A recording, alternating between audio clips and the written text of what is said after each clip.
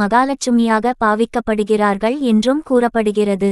எந்த வீட்டில் பெண்கள் மகிழ்ச்சியாக இருக்கிறார்களோ அந்த வீட்டில் அனைத்து தெய்வங்களும் குடியிருப்பார்கள். அதிலும் குறிப்பாக மகாலட்சுமி தன்னுடைய பரிபூரணமான அருளை தருவாள் என்றும் சொல்லப்படுகிறது. அவ்வளவு சிறப்பு சிகுந்த பெண்கள் மறக்காமல் ஆடி வெள்ளிக்கிழமை இந்த ஒரு வழிபாட்டை செய்ய தங்கள் குடும்பத்தில் இருக்கக்கூடிய கஷ்டங்கள் அனைத்தும் நீங்கும் என்பது உறுதி. துன்பம் நீங்க என்ன செய்ய வேண்டும்? ஆடி வெள்ளிக்கிழமை பிரம்ம முகூர்த்த நேரத்தில் எழுந்து தலைக்கு எண்ணெய் வைத்து குளிக்க வேண்டும். அவ்வாறு குளிக்கும் பொழுது பெண்கள் கண்டிப்பான முறையில் மஞ்சள் தேய்த்து குளிக்க வேண்டும். அன்றைய தினம் புடவை அணிந்து நெற்றியில் திலகம் இட்டு கைகளில் வளையல் கால்களில் கொலுசு அணிந்து கொண்டு இந்த வழிபாட்டை செய்ய வேண்டும். இந்த முறையில் பெண்கள் பூஜை செய்யும் பொழுது அந்த பூஜையின் பலனை முழுமையாக பெற முடியும். முடிந்தவர்கள் கையில் மருதாணி வைத்து கொண்டு பூஜை செய்யலாம்.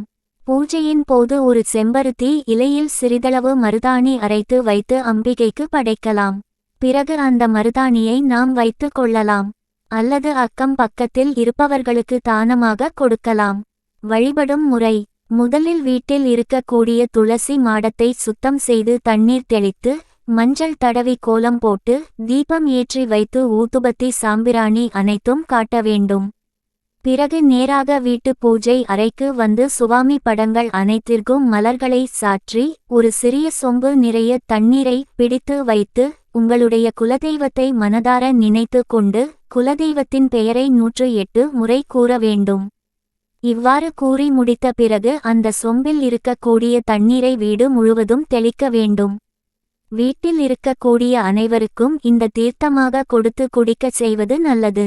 அன்றைய தினம் காலையிலேயே பாசிப்பருப்பு பாயாசம் செய்து நைவேத்தியமாக வைத்து வழிபாடு செய்து விட்டு அதை வீட்டில் இருக்கக்கூடிய அனைவருக்கும் தர வேண்டும்.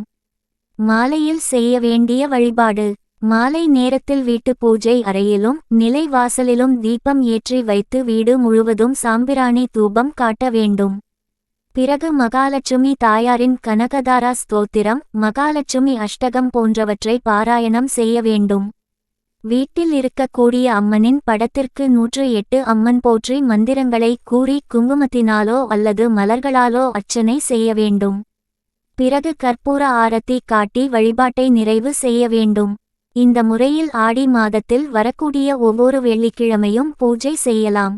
ஒவ்வொரு வெள்ளிக்கிழமையும் பூஜை செய்ய முடியாது என்பவர்கள் எந்த வெள்ளிக்கிழமையில் முடிகிறதோ அதில் செய்யலாம். அப்படி செய்வதால் வீட்டில் இருக்கக்கூடிய அனைத்து விதமான கஷ்டங்களும் கவலைகளும் துக்கங்களும் துயரங்களும் தங்களை விட்டு விலகிச் செல்லும்.